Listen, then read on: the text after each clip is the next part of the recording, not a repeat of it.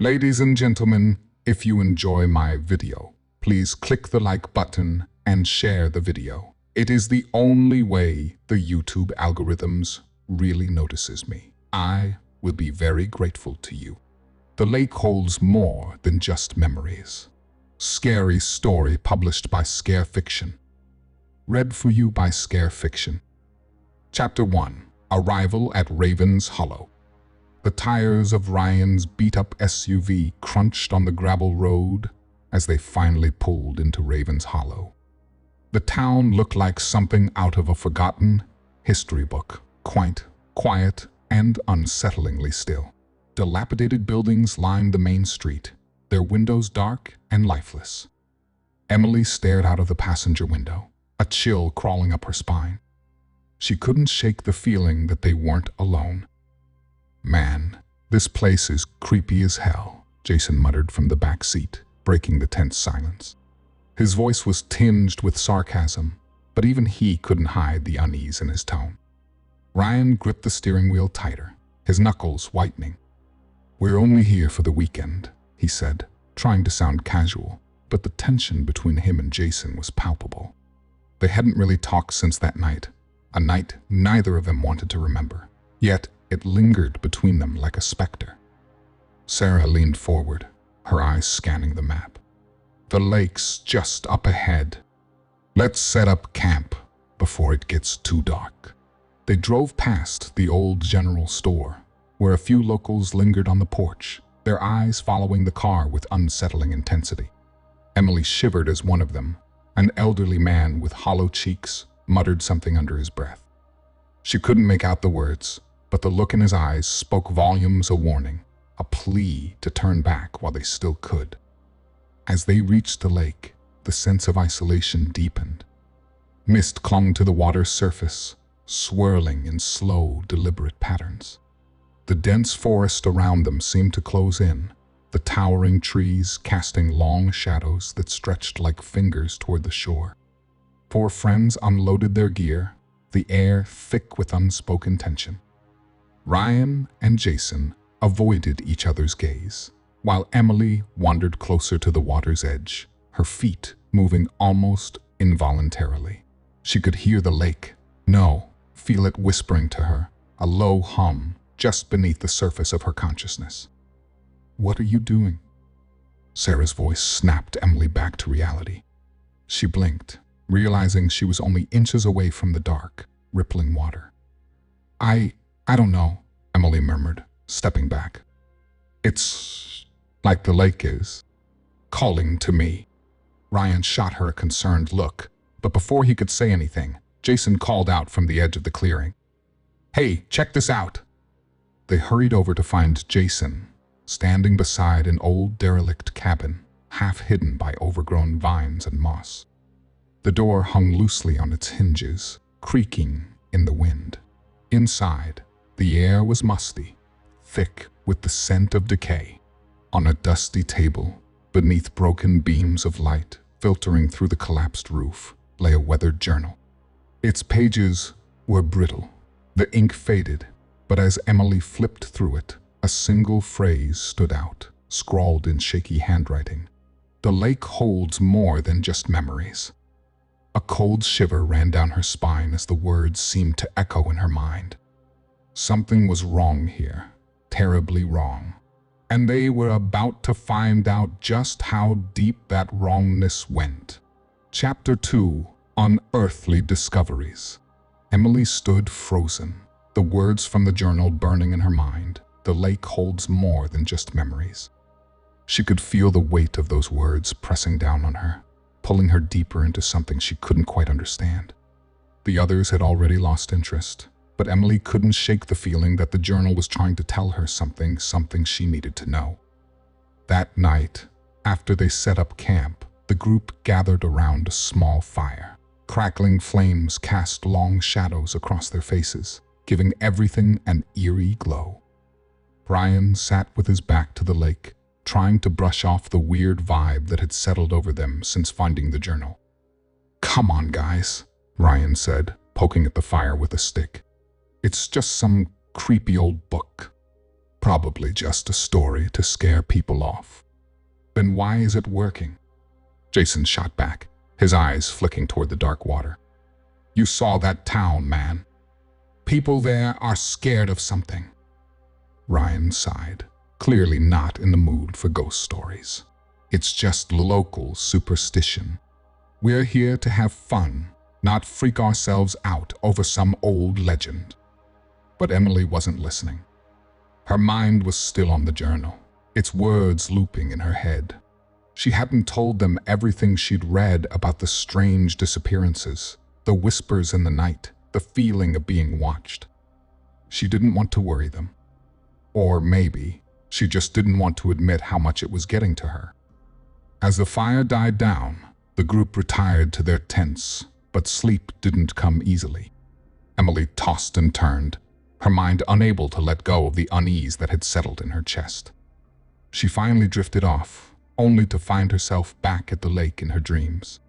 The water was dark, swirling, and she could see faces beneath the surface, twisted in agony, reaching for her. She felt herself being pulled under, the cold water filling her lungs as she struggled to scream. She woke up with a start, her breath coming in ragged gasps. The sound of water dripping echoed in her ears. She sat up, confused, only to feel something cold and wet beneath her hand. Fumbling for her flashlight, she clicked it on, and her heart nearly stopped. There were wet footprints leading from the lake to her bed. "Ryan?" she whispered, her voice trembling. No response. The others were still asleep, unaware of the terror creeping closer. The next morning, she tried to shake off the dream, but the footprints haunted her. She didn't tell anyone. What could she say? That the lake was following her. That the journal wasn't just a story. As the day wore on, the strange occurrences became impossible to ignore. Ryan found footprints leading into the lake, but none coming out. Jason swore he saw shadows moving beneath the surface, too dark and too deliberate to be just fish. Sarah heard whispers in the wind, voices that weren't there when she turned to look. And then there was the melody, soft, haunting, and only Emily could hear it. It echoed in her mind, blending with the words from the journal, pulling her closer to the lake with each passing hour. Ryan tried to stay rational, but even he couldn't deny that something was off. He kept flashing back to that night with Jason, the one they both tried so hard to forget. The lake, the journal, it was all starting to dig up things better left buried. As night fell again, the oppressive silence grew heavier. Emily stared at the lake, her thoughts tangled with those of the journal's author. She felt like she was drowning in someone else's memories, unable to separate herself from the darkness that lurked beneath the surface. And as she drifted off to sleep that night, she knew whatever was in the lake wasn't going to let them leave. Not without claiming something first. Chapter 3. The Drowned. Jason lay awake in his tent, staring at the ceiling, the weight of the night pressing down on him. The rhythmic sound of the lake, lapping against the shore, had become unnerving, like a distant whisper calling his name. His thoughts kept circling back to the journal, the footprints, and Emily's strange behavior. Something wasn't right. He felt it in his bones, an itching sensation he couldn't shake. He had just begun to drift off when he heard it, a faint rustling, followed by a soft splash. His eyes snapped open, and he strained to listen. Another splash, closer this time. His heart pounded in his chest as he quietly unzipped his tent and peeked out. The moonlight bathed the lake in a pale, ghostly glow. Everything was still, except for a figure standing on the water's surface.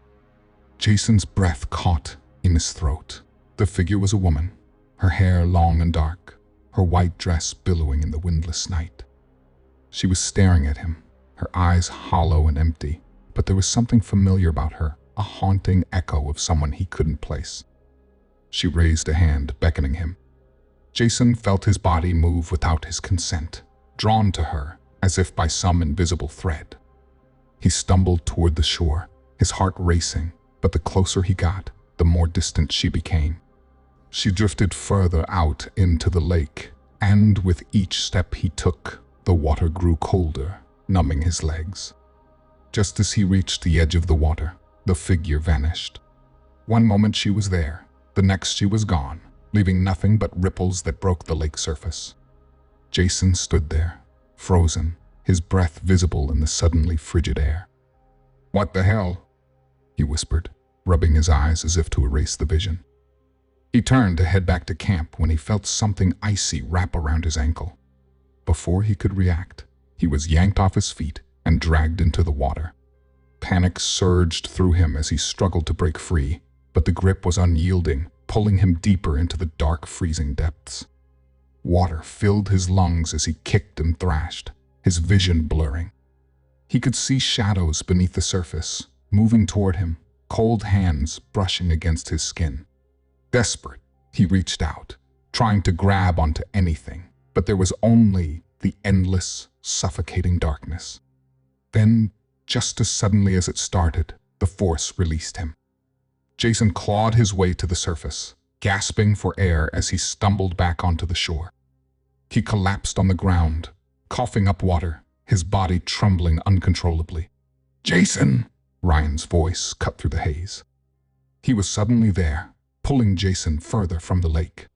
Sarah and Emily were close behind, their faces pale with fear. "What happened?" Sarah demanded, kneeling beside him. Jason couldn't find his voice. He just stared at the water, his mind reeling.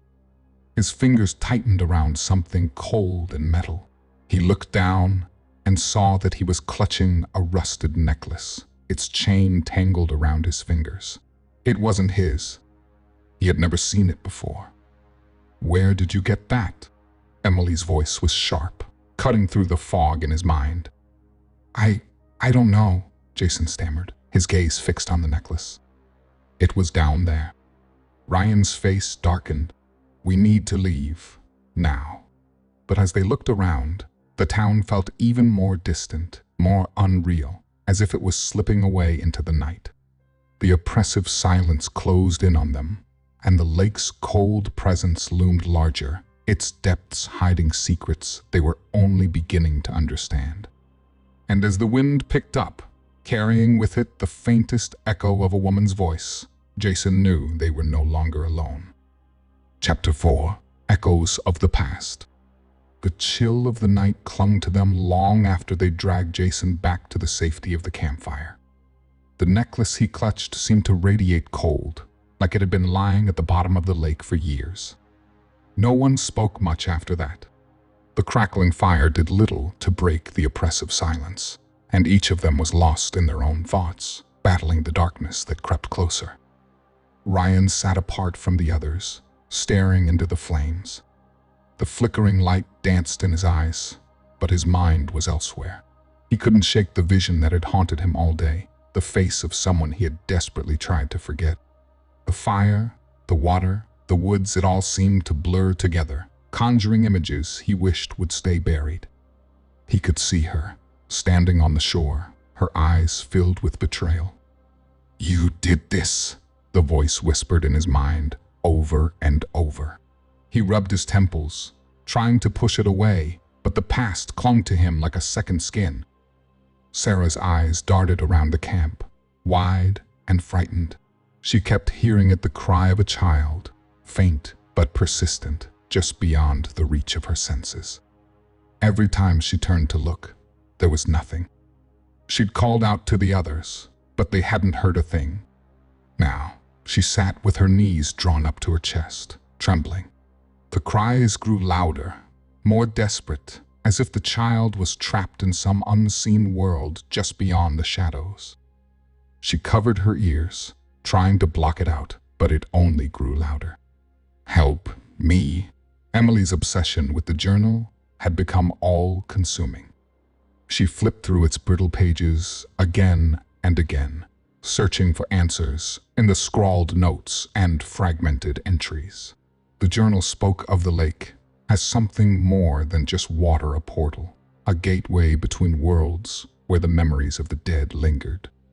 Emily felt it deep in her bones. She knew now that the lake wasn't just haunted. It was alive, holding on to the past like a jealous lover. And it wanted her. Maybe that's why I'm here, she thought. Maybe I'm meant to do something to free them. Jason was quiet, still shaken from his encounter. The rusted necklace lay on the ground beside him, glinting in the firelight. He kept staring at it, as if expecting it to move, to come alive. But his mind wasn't on the necklace. It was on the figure he'd seen, the woman who had beckoned him. The more he thought about her, the more she felt familiar, like someone he'd known in another life, in another time. Is she real? He wondered. Or just a shadow of something forgotten? The group was unraveling, each of them drifting further into their own nightmares. The lake had seeped into their minds, dredging up memories they had long buried, blending the past with the present in ways that made them question their sanity. And then, as the fire died down to embers, Emily stood up.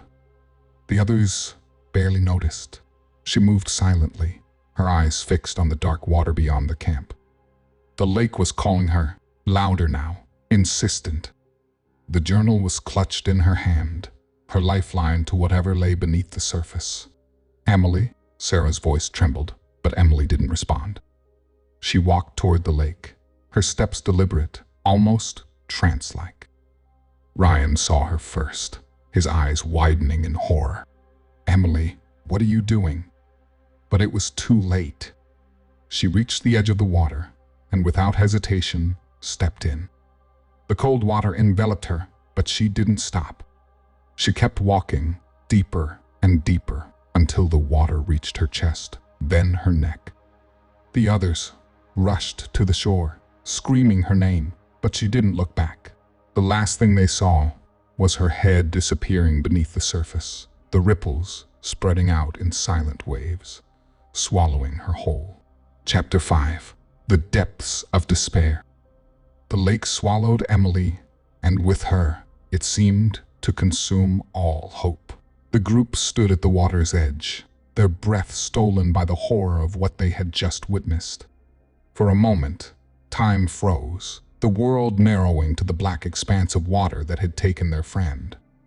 Then, panic shattered the silence. "Emily!" Ryan shouted, his voice breaking as he sprinted toward the shore.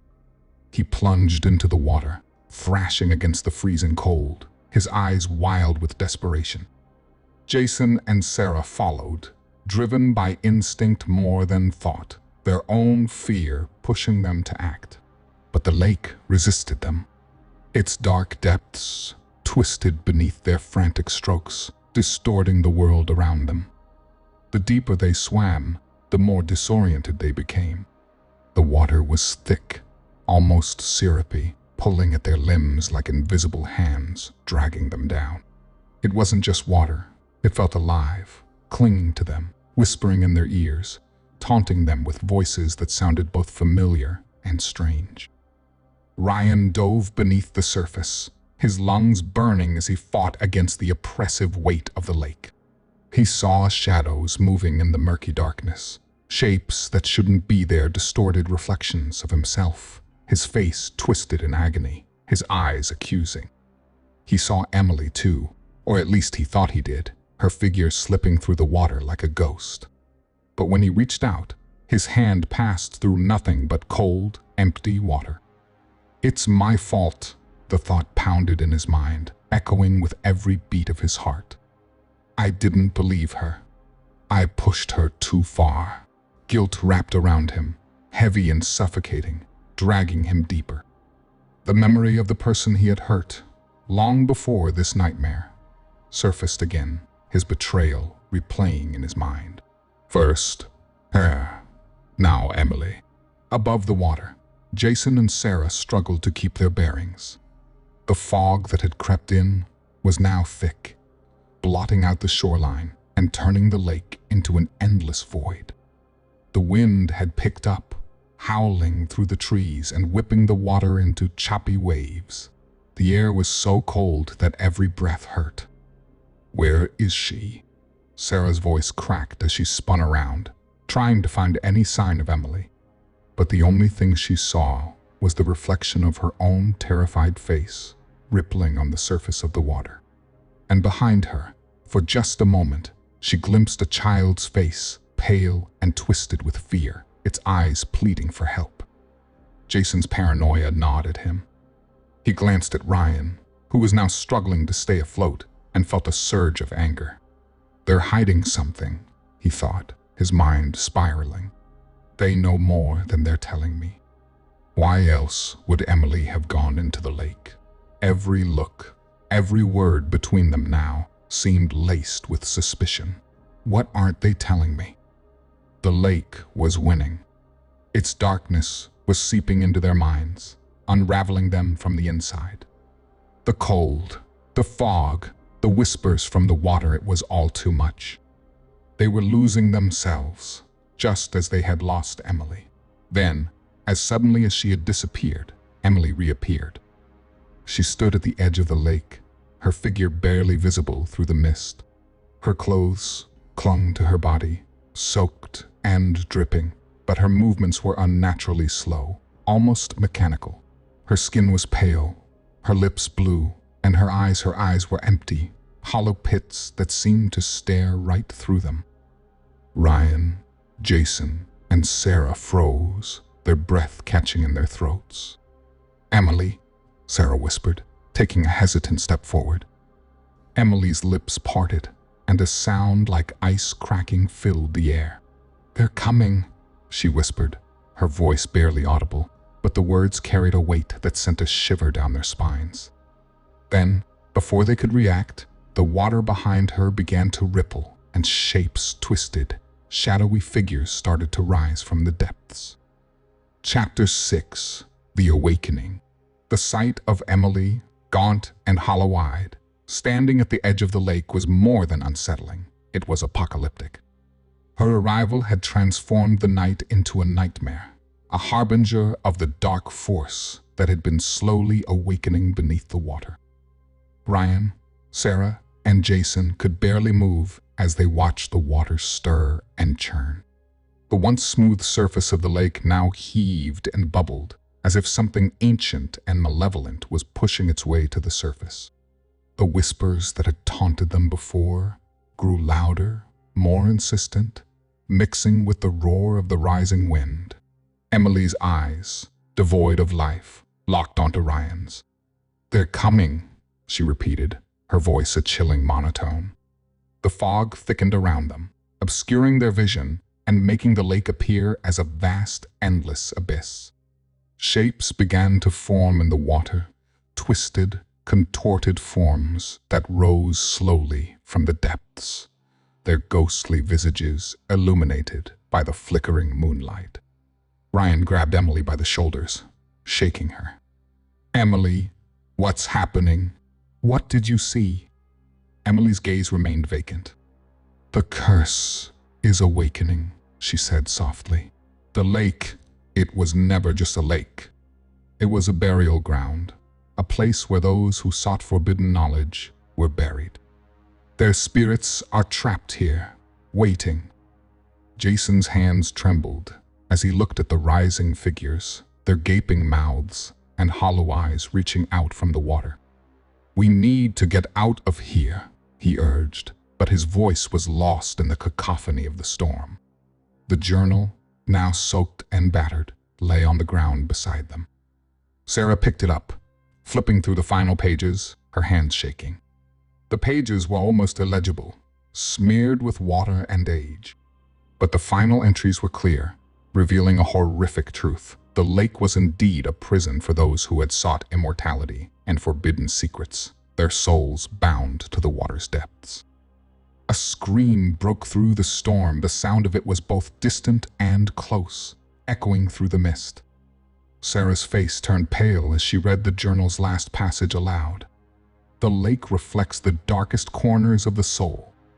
To remember and to be remembered, even if it means defying death." Sarah's face twisted in agony as she dropped the book. I'm connected to this," she confessed, tears streaming down her cheeks. My ancestors, they lived here. They were part of the curse. That's why this is happening. I'm part of their bloodline. The revelation hit the group like a physical blow. Trust shattered and fear intensified. The curse was not just an external force. It was rooted in their very existence, in their darkest secrets and desires. The line between reality and memory was blurring, merging into a terrifying tableau of dread.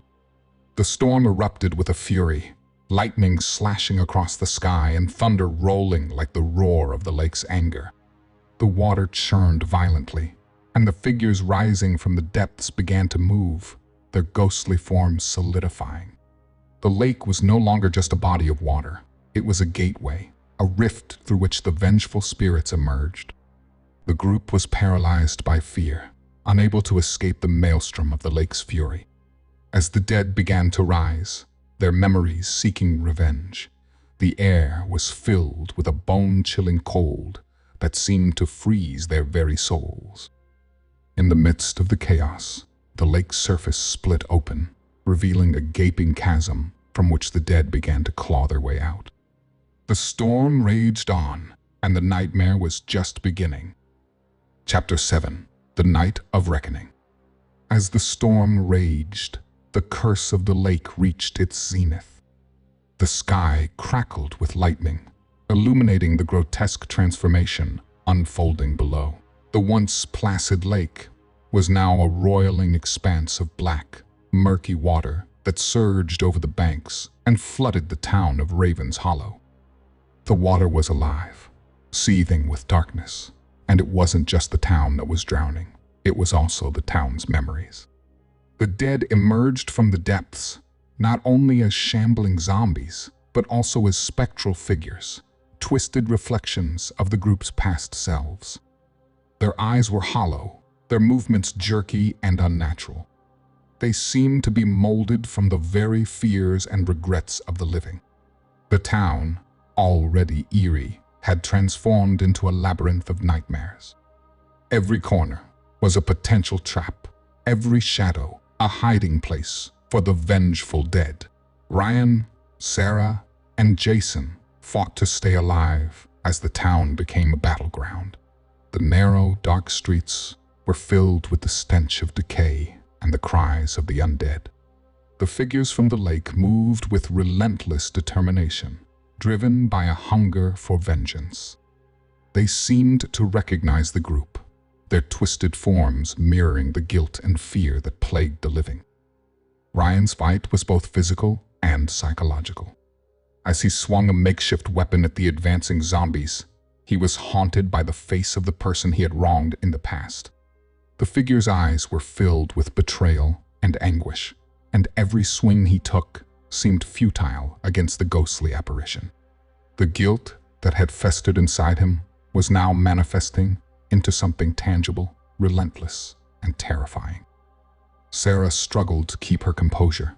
Her own past had come back to haunt her in the form of spectral figures' ancestors, twisted into grotesque versions of themselves, accusing her of their sins. They seemed to whisper secrets of the curse that she was powerless to change, their voices a chorus of sorrow and accusation. Emily was trapped in a recurring nightmare, unable to escape the sensation of drowning. She saw herself over and over again, sinking into the icy depths of the lake, her screams echoing in the darkness. The lake's malevolent force twisted her reality, making it impossible to distinguish between the real and the imagined. Her own fears and memories were closing in on her. Amidst the chaos, Jason stumbled upon a hidden cave beneath the lake. The floodwaters had exposed it, and he found himself descending into the cold, dark cavern. The cave was a sanctuary from the horror above, but also a place of secrets. As he moved deeper, the air grew colder, and the darkness seemed to pulse with a life of its own. At the end of the cave, Jason discovered an ancient altar covered in strange symbols and artifacts. The truth about the curse was inscribed in old, Forgotten texts, rituals performed to bind the souls of the dead to the lake, their memories trapped in an endless cycle of vengeance. The revelation was both horrifying and hopeful.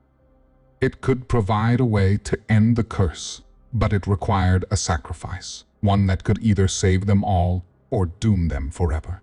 Jason's heart pounded as he realized the gravity of the choice before him. The cave's entrance was now blocked by the rising water, and he had only moments to decide. The undead outside were closing in, and the storm's fury showed no sign of abating. The fate of Raven's Hollow, and their own, hinged on what he would do next.